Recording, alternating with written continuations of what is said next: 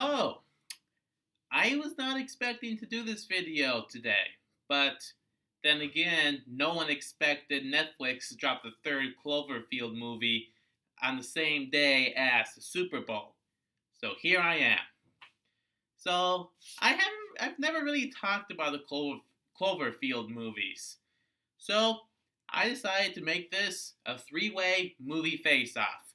The 2008 film, the 2016 sort of sequel, and now the 2018 Cloverfield 3, the Cloverfield Paradox.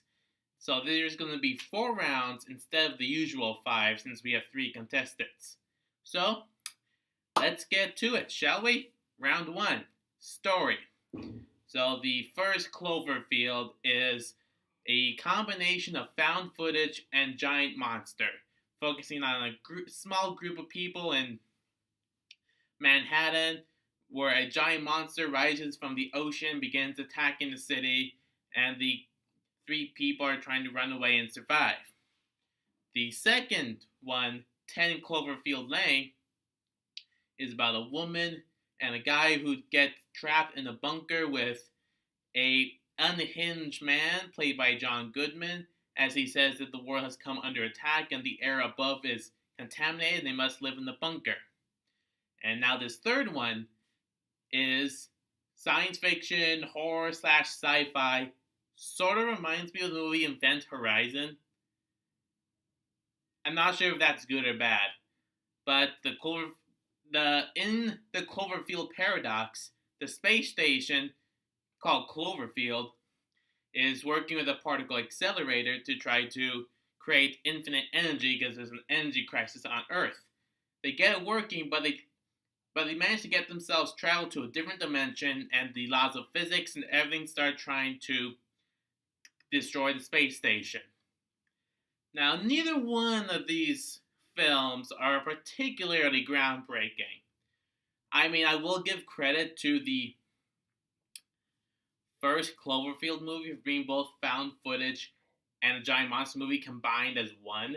That's not something that's really been done before.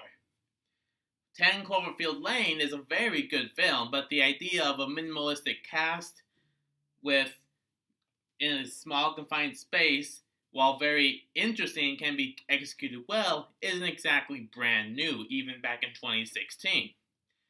And like I said, the Cloverfield Paradox reminds me of Event Horizon, the film. And in some respects, that's not really a good thing, because I'm not really a big fan of Event Horizon for several different reasons. But out of the 3 stories here, which one is the best? Well, I might have to give this to the third one.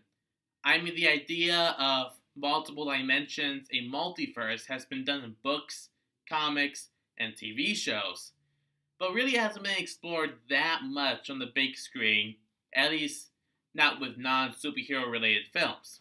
So, yeah, I'm going to give this one to the new one. The third film wins the first round. Time for round 2, cast. So for the first one, you've got a small cast of, I think, 3, 4, something like that, as they're trying to run away from the monster.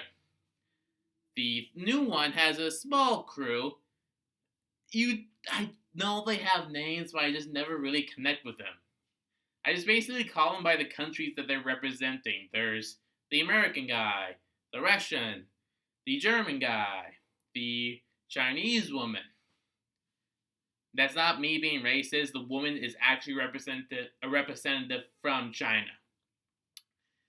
And even the main character, Eva, I just call her the British woman, because that's the flag she has on her uniform. However, with the second film, 10 Cloverfield Lane, there's only like 3 people that are ever really shown on screen, and it gets intense. Like, it's all based on these characters' behavior and thinking and actions. It gets really intense. And it's a very minimalistic film, so these characters have to really give it their all, and they really do. So obviously, as you can tell, I'm going to give this one to 10 Cloverfield Lane. Now it's time for round 3, effects and action. So let's address the newest film, since most people seem to think that would be the winner, the Cloverfield Paradox. Yeah, there are some, it does look good, but there are, every once in a while, the effects kind of slip up a little bit. It is a little bit distracting, especially when the guy gets his arm off, but there's no blood. Like, he's not bleeding at all. And 10 Cloverfield Lane, as you can imagine, there really isn't any special effects or action, save for maybe like the very end of the film. And even then, it's not really focused on. With Cloverfield, the original 2008 film, it still manages to hold up pretty well. I mean, the monster, while some people might think it's not visually interesting, still visually looks like it's well done. And like I said, it is interesting to see how a giant monster film works as a found footage film as well. So, yeah, I'm going to give this one to the original. So, we have a 3-way tie right now. Time for the final round. Atmosphere. So, all 3 of these films have some sort of a horror angle in it.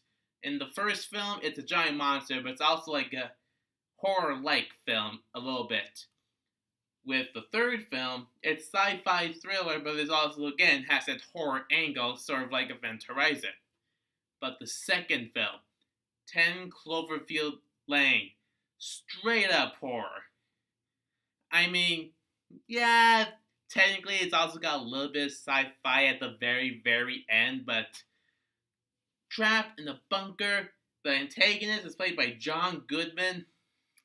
That's intimidating as hell. And the way it is shot and what's revealed in the story is really intense. And that's what you really need to feel. For a movie like that, you have to feel intensity, claustrophobic, and they execute that well. Don't get me wrong, the Cloverfield Paradox does manage to keep focus in terms of tone. And the original Cloverfield movie is very entertaining to watch. But in terms of atmosphere, and which one is probably the best, I'm going to give this one to 10 Cloverfield Lane. So the winner of the face-off, 10 Cloverfield Lane. The one that has the least connection to the original. Now, some of you probably want to know, how does the Cloverfield Paradox tie everything together? You should probably watch the movie, because if I explain it, it's probably not going to make a whole lot of sense. But I think it's worth enough to watch. So, the winner, 10 Cloverfield Lane. What do you think of the Cloverfield movies? Comment down below. Like, subscribe, share. Dr. Cinema. See you guys next time.